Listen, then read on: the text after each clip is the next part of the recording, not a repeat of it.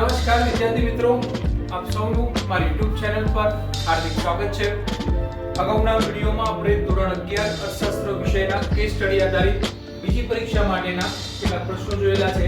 તો આજે પણ હજુ કેસ સ્ટડી આધારિત 3 કે 5 ગુણના સંદર્ભમાં આપણે સમજૂતી મેળવવાના છીએ કે જેમાં પહેલો પ્રશ્ન છે, જરા સમજો પ્રશ્ન। ભારતમાં વિવિધ ક્ષેત્રોનો રોજગારીમાં જે ફાળો છે ટકાવારીમાં એ નીચે મુજબ આપ્યો છે। એમાં ક્યાંક કોષ્ટકમાં તમે અહીંયા જોઈ શકો છો કે ક્યાંક તમને બ્લેન્ક્સ રાખી છે આંકડાકીય માહિતી, મતલબ કે તમારે પૂરવાની છે, જવાબ તમારે લખવાના છે। તો એ પહેલો પ્રશ્ન તમને દેખાઈ રહ્યો છે કે ઉપરના કોષ્ટકમાં ખૂટતી માહિતી શોધો। તો વર્ષ 2011-12 માં એક ખૂટી રહી છે, અથવા ક્રમ જો વર્ષ લઈએ પ્રાથમિક ક્ષેત્ર પ્રમાણે લખવું હોય તો એ પ્રમાણે લખજો, સેવા મતલબ કે એ ક્રમ જાળવવો હોય તો એ ક્રમ પ્રમાણે લખજો, અને વર્ષનો ક્રમ જાળવવો હોય તો એ પ્રમાણે લખજો। અહીંયા મેં વર્ષનો ક્રમ જાળવ્યો છે, અધરવાઇઝ કોઈ બાળક એવું વિચારે છે કે નહીં મારે પ્રાથમિક ક્ષેત્ર પહેલા લેવું, સોરી મેં ક્ષેત્ર પ્રમાણે ક્રમ સાચવ્યો છે, કોઈ વર્ષ પ્રમાણે કે તો વર્ષ પ્રમાણે। તો 91 ની અંદર 1991 ની અંદર અહીંયા માહિતી ખૂટી રહી છે, તો આપેલ આંકડાકીય માહિતીનો સરવાળો 100 થાય છે, તો આ 100 માંથી આ બંને રકમો બાદ કરી લો, અથવા આ બંનેનો સરવાળો કરીને 100 માંથી બાદ કરી લો। એટલે કે પ્રાથમિક ક્ષેત્રની અંદર તમને જોવા મળી રહ્યું છે 66.9 વત્તા 12.7। સમજવા માટે તો એ તમારો જે સરવાળો આવે છે એ તમારા સરવાળામાં ખૂટતી રકમ જે છે એ બાદ કરીને મૂકી દેવાની। એટલે અહીંયા તમને દેખાઈ રહી છે 20.4, તો ત્યાં આગળ સરવાળો આવતો હશે 79.6 કે એવું આવતો હશે, તો એ સરવાળો 100 માંથી બાદ કરી લેવાનો। ઓકે, છતાં પણ કેટલાક વિદ્યાર્થીઓ માટે ધ્યાન દોરી લો।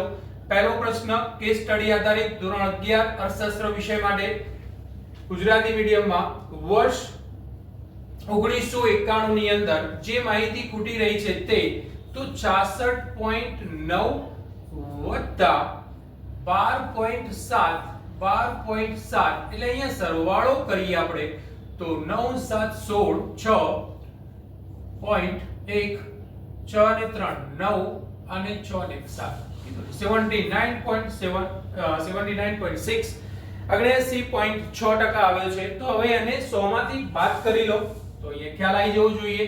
તો 100 માંથી બાદ કરીએ આપણે, 100 માંથી બાદ કરીએ કેટલા 79.6 સાઈન એ રીતે ગણજો, અહીંયા વધશે કેટલા 40, અહીંયા 9 એટલે 0, અહીંયા કેટલા વધ્યા 9 9 માંથી 7 જાય તો 2, એટલે કે આન્સર કેટલો આવ્યો તમારો સેવા ક્ષેત્રની અંદર ખૂટતી ટકાવારી 20.40 જે તમને અહીંયા જોવા મળી રહી છે, બાદબાકી કરી છે। પહેલા આપણે વર્ષ પ્રમાણે લીધું છે કે વર્ષ 1991 ની અંદર સેવા ક્ષેત્રમાં જે માહિતી ખૂટી રહી છે તે ખૂટતી માહિતીને લખો। તો પ્રાથમિક અને સેવા ઔદ્યોગિક ક્ષેત્રનો સરવાળો કરવાનો, અને આપેલ આંકડાકીય માહિતીનો સરવાળો 100 હોય છે, એટલા માટે આ કદાચ તમને કોલમ ના આપ્યું હોય કુલનું તો પણ 100 માંથી બાદ કરીને આ બંનેના સરવાળાને 100 માંથી બાદ કરીને જે રકમ મળે એ તમારો જવાબ। એ જ રીતે વર્ષ 2011-12 માં પ્રાથમિક ક્ષેત્રમાં ખૂટતી માહિતી બતાવી છે, તો એમાં પણ 100 લાગે કે કુલ આપેલું નથી, તો પણ 100 માંથી આ બંનેનો સરવાળો બાદ કરી લેવાનો, અને જે મળે તે 48.9% એ તમારું સેવા ક્ષેત્ર પ્રાથમિક ક્ષેત્રનું વર્ષ 2011-12 માં ખૂટતી માહિતીનો આંક અથવા આંકડો, ડિજિટ, આંકડાકીય માહિતી। ભૂલાય નહીં, જરૂરી નથી અહીંયા જે મેં બ્લેન્ક્સ આપ્યા છે એ જ તમને પરીક્ષામાં પૂછી શકે, બીજી પરીક્ષામાં કે બોર્ડ એક્ઝામ, લાસ્ટ એક્ઝામની અંદર, વાર્ષિક પરીક્ષાની અંદર કોઈ પણ આંકડાકીય માહિતીને એ લોકો છુપાવીને તમને પૂછી શકશે કે આમાંથી કયો જે આંકડાકીય માહિતી ખૂટતી રહી છે એ ખૂટતી માહિતીને શોધો। તો એ સરવાળો કરવો અને એમાંથી બાદબાકી કરવી એ ભૂલાય નહીં। રફમાં પેન્સિલથી કરી શકો છો, સપ્લિમેન્ટરીમાં શક્ય હોય તો કરજો પાછળના પેજ ઉપર, કે જેથી તમારે ઇરેઝરથી કામ કરવું હોય તો પણ થઈ જાય, ઈઝીલી ઇરેઝ કરી શકો। પેન્સિલથી કરજો સરવાળો બાદબાકી, ભૂલ હોય તો પણ ખ્યાલ આવી જાય। ઓકે, બીજો પ્રશ્ન છે વર્ષ 1951 થી 11-12 ના સમયગાળામાં લોકો રોજગારી માટે કયા ક્ષેત્રમાંથી કયા ક્ષેત્રમાં વળ્યા। તો ક્યાં રોજગારી વધુ મેળવતા હતા 51 માં અને હવે વધુ લોકો ક્યાં રોજગારી મેળવવા જઈ રહ્યા છે? તો એ જરા પ્રશ્નને સમજો. તો 51 થી 2011-12 ના સમયગાળામાં ભારતના લોકો રોજગારી માટે પ્રાથમિક ક્ષેત્રમાંથી ક્યાં વળ્યા છે? ઔદ્યોગિક અને સેવા ક્ષેત્ર તરફ વળ્યા છે. એનો સમજ આપી દઉં આપને કે પ્રાથમિક ક્ષેત્રમાં ટકાવારી 72, 66 એટલે લગભગ 67% જેટલી છે. અહીંયા પણ 57. અહીંયા આપણે જરા ધ્યાન દોરી લઈએ તો 48.9% છે. તો અહીંયા પ્રાથમિક ક્ષેત્રનો હિસ્સો ઘટતો ગયો છે અને ઉદ્યોગ અને સેવા ક્ષેત્રનો રોજગારીમાં ફાળો વધતો ગયો છે. 10, 12, 18, 24, 17 અહીંયા આપણે લખ્યા 20.40, 20.4 તે 17, 20.4, 25.2, 26.9 આમ ઔદ્યોગિક અને સેવા ક્ષેત્રનો ફાળો વધતો ગયો છે. તો 51 થી 2011-12 ના સંદર્ભમાં લોકો ક્યાંથી ક્યાં રોજગારી મેળવવા માટે જઈ રહ્યા છે, કયા ક્ષેત્રનો રોજગારીમાં ફાળો વધ્યો છે, ઇનડાયરેક્ટલી આપણને એમ પૂછી રહ્યો છે. તો વર્ષ 1951 થી 2011-12 ના સમયગાળામાં ભારતના લોકો રોજગારી માટે પ્રાથમિક ક્ષેત્રમાંથી ઔદ્યોગિક અને સેવા ક્ષેત્ર તરફ વળ્યા છે. ઔદ્યોગિક અને સેવા ક્ષેત્ર તરફ વળ્યા છે. ત્રીજો પ્રશ્ન, વર્ષ 11-12 માં ભારતનું કયું ક્ષેત્ર સૌથી વધુ રોજગારી આપી રહ્યું છે?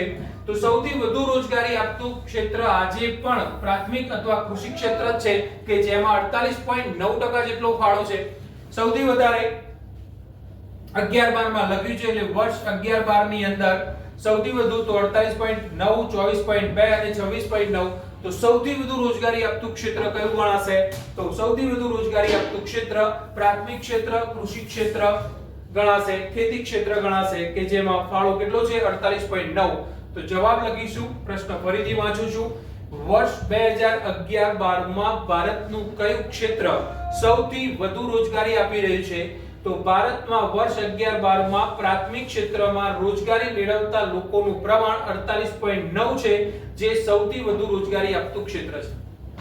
તો આ રીતે થોડી સમજથી તમે પ્રશ્નને સમજો. કેસ સ્ટડીમાં સારું કહેવાશે મારી દ્રષ્ટિએ. કેસ સ્ટડી વાળા પ્રશ્નો તમને વધુ માર્ક્સ ગેઇન કરવામાં, પરીક્ષામાં વધુ માર્ક્સ મેળવી શકો એ માટે તમને ખૂબ મદદરૂપ થઈ જાય એવા પ્રશ્નો છે અને આ રીતે જ પૂછાશે. તમે બીજી પરીક્ષામાં પણ કદાચ ન જોયા હોય તો આ વિડિયો દ્વારા જોઈ લેજો. કોઈ અન્ય વિદ્યાર્થીઓને પણ આપ જણાવજો, તમારા મિત્રોને પણ જણાવજો કે YouTube ઉપર મૂક્યો છે, આપ જોઈ લો અથવા લિંક મારી શેર કરી દો. લાઈક, શેર અને સબસ્ક્રાઇબ કરવાનું પણ કહેવાનું ભૂલાય નહીં. આગળ વધીએ બીજા પ્રશ્ન ઉપર કે જે પ્રશ્ન 5 ગુણનો છે. નીચે આપેલ આકૃતિની આધારે કેટલાક પ્રશ્નો પૂછ્યા છે. અહીંયા આકૃતિની પહેલા સમજ આપણને સ્પષ્ટ હોવી જોઈએ. તો અહીંયા ડીડી દેખાય છે તો માંગ રેખાઓ છે. અહીંયા એક અલગ સ્પેસિફિક કરીને ડીડી માંગ રેખા આપી છે. તો ટૂંકમાં અહીંયા માંગના ચેપ્ટરમાંથી આ પ્રશ્ન આપણને પૂછવામાં આવ્યો છે માંગ ચેપ્ટરની અંદર. તો અહીંયા D1, D2, D3 એ પ્રમાણે અલગ અલગ માંગ રેખાઓ છે.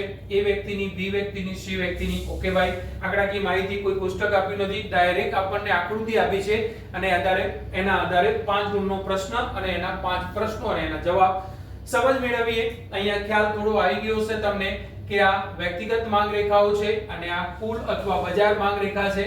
મેં થોડું ધ્યાન દોર્યું છે. આટલું બધું કદાચ આકૃતિમાં તમને ધ્યાન ન પણ દોર્યું હોય.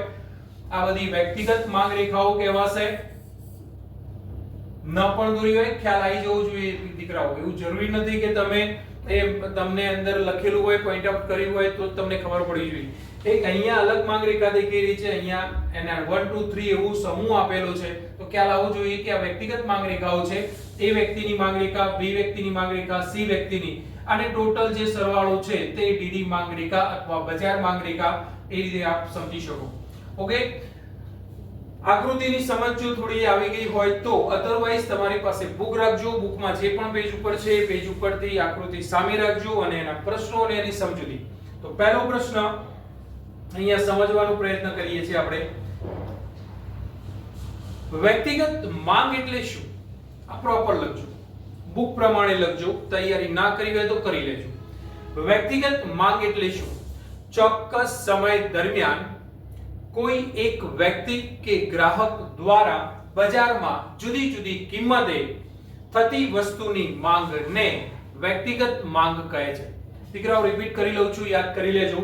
ચોક્કસ સમય દરમિયાન કોઈ એક વ્યક્તિ કે ગ્રાહક દ્વારા બજારમાં જુદી જુદી કિંમતે થતી વસ્તુની માંગને વ્યક્તિગત માંગ કહીશું આપણે.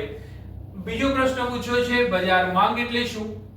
તો બજાર માંગ એટલે ચોક્કસ સમય બજારમાં તમામ ગ્રાહકો કે વ્યક્તિઓ દ્વારા જુદી જુદી કિંમતે થતી વસ્તુની માંગના સરવાળાને બજાર માંગ અથવા કુલ માંગ કહે છે. રિપીટ કરીએ છીએ.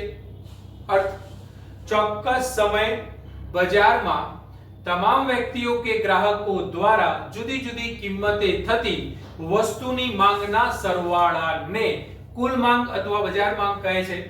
ત્રીજો પ્રશ્ન, બધી જ વ્યક્તિગત માંગ રેખાનો ઢાળ કેવો છે? હવે સામાન્ય માંગ રેખાનો ઢાળ કેવો હોય છે?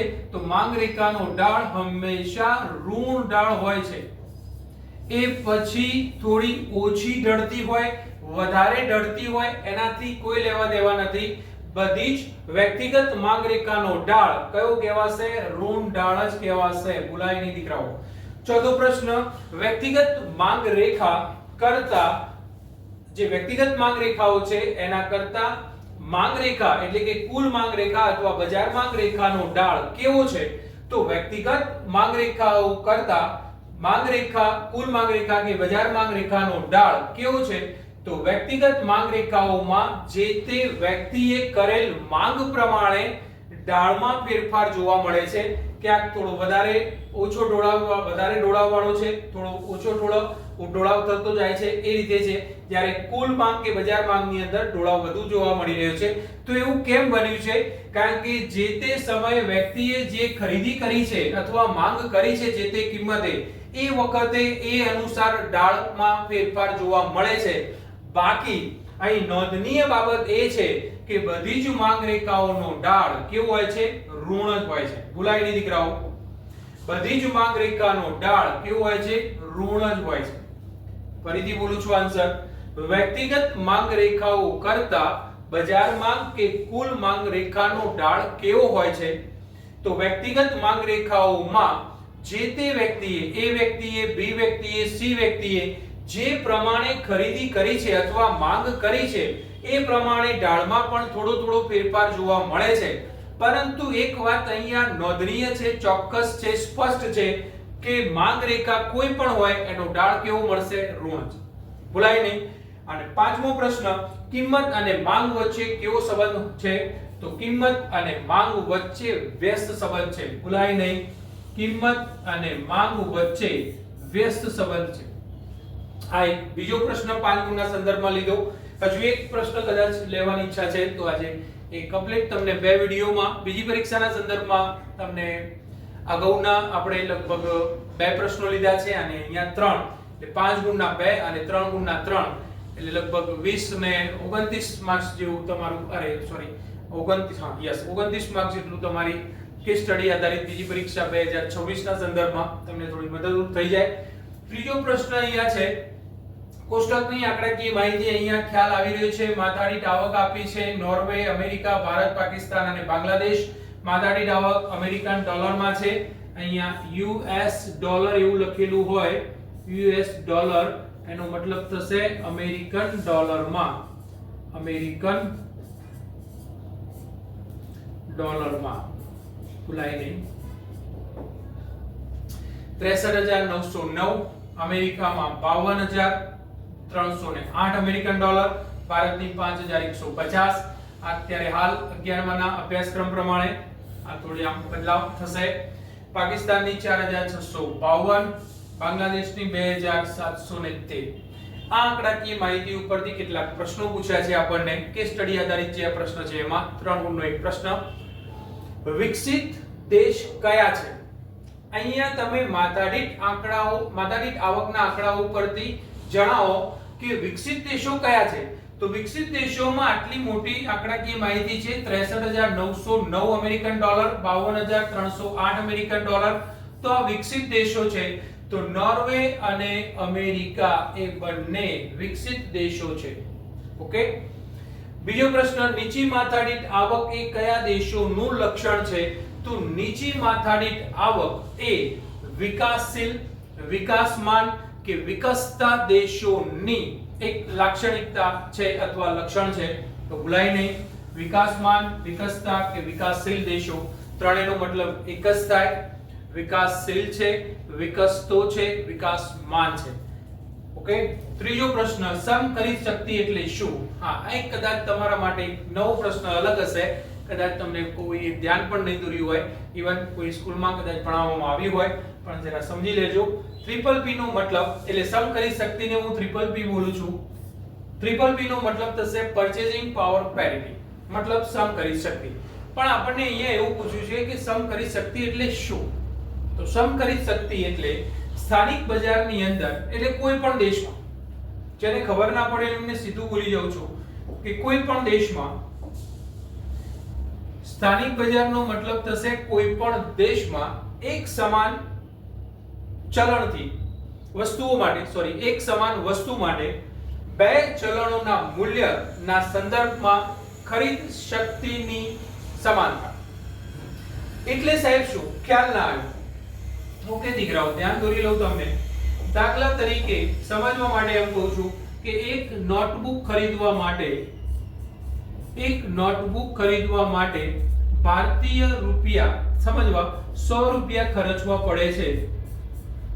તો એક નોટબુક ખરીદવા માટે $1 થી ખરીદી થઈ જાય છે. તો આ $1 અને 100 રૂપિયા, આ બંનેની ખરીદ શક્તિની સમાનતાને આપણે શું કહીશું? સમકરિત શક્તિ. સરખી ખરીદવાની શક્તિ, જુદા જુદા દેશોના ચલણ દ્વારા ખરીદવાની સરખી ક્ષમતા, શક્તિ. સ્થાનિક બજારમાં એક સમાન વસ્તુઓ માટે બે ચલણોના મૂલ્યના સંદર્ભમાં ખરીદ શક્તિની સમાનતા એટલે સમખરીદ શક્તિ. એટલા માટે આ ઉદાહરણ મેં લીધું છે, થોડું સમજી લેજો. એક નોટબુકની કિંમત 100 રૂપિયા છે, તો ડોલરમાં ખરીદી કરો છો તો એક નોટબુકના તમારે $1 ચૂકવવા પડે છે. તો $1 અને 100 રૂપિયા બંનેની ખરીદવાની શક્તિ સરખી થઈ, તો એનો મતલબ થશે સમખરીદ શક્તિ.